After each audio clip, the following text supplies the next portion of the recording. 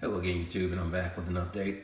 Here you see two cells, and in both of these cells I used vinegar, and actually on this cell I used CLR and vinegar, and this one I used straight vinegar. And I've discovered that using straight vinegar will create rust in the cell, premature rust in the cells, if you let it sit for overnight or anything like that. And as a matter of fact, I no longer recommend vinegar because of from what I've seen. And so vinegar is out and CLR is out. Now these cells could be damaged, beyond recovery, but I'm not sure yet. So I'm giving it a shot to giving it a shot to see if I can recover the cells. And I'm using something called Evaporust. As you can see, it's water soluble, pH neutral, reusable, biodegradable, non-toxic, non-corrosive, ready to use, no acids or anything like that. I got this from AutoZone, and so I've been trying to recover these cells. Now, if you look at the cell, you'll see the rusty liquid in there, right? Let me turn this thing around so we can get a better view. Okay, you can see the rusty liquid. Now, look what happens when I tilt it. I've got the Evaporust in there, and I'm gonna tilt it all the way back. And you can see the difference. You can see the difference that the Evaporust actually does. So, and all I have to do is once I've let this sit long enough, I will just simply rinse it out with water and see what happens. You get the same approach, the same effect with this one here. I've got more liquid in it, so I have to kind of tilt it back a lot further. And if once I tilt it back, you can kind of see the difference. And so I've been working with both of these cells, and again, trying to recover them if possible. So basically, again, a final note is don't use vinegar to clean these cells if you do have cells like this. So vinegar is out. So citric acid and hydrogen peroxide.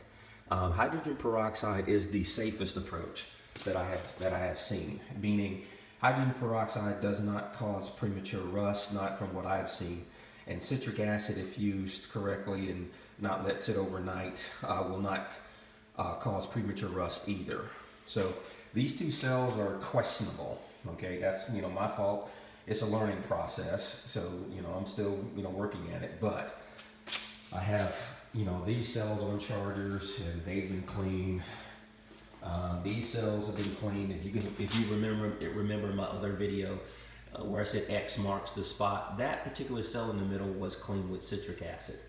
And as you can see right here, these in the middle, this cloudy area, these cells are being charged at a very high voltage of like 1.7.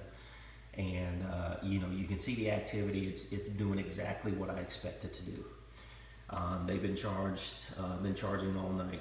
And so these cells are fine. And let's see, going in here to the main battery bank. Okay, the main battery bank here is fine as well. Those cells in the back, I've got these cells separated in a sense that all of these cells here are superstars. All of they're very, very good. I mean, if I set them on a controlled discharge, they will give me at least maybe 180 amp hours to close to a 200 amp hours. All right, these are good cells. These cells here, I'm still working with, and they're good cells as well. So with both of these sets of cells, and to make this one battery bank, right now I'm up to maybe 120 amp hours.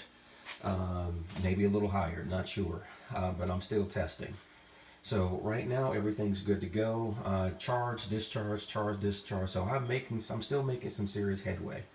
So again, YouTube, if for those folks that would have these types of cells and they want to recover them, either hydrogen peroxide and citric acid, very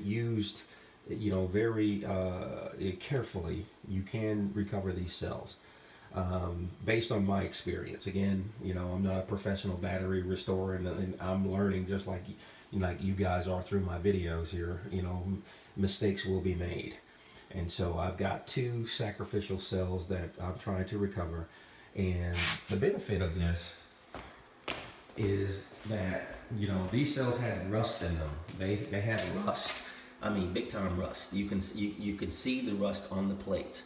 Now, if I could use this chemical to recover them, that means all I have to do is stock up on this chemical, and then, you know, I can recover these batteries if they ever got that way again, you know, somehow, some way.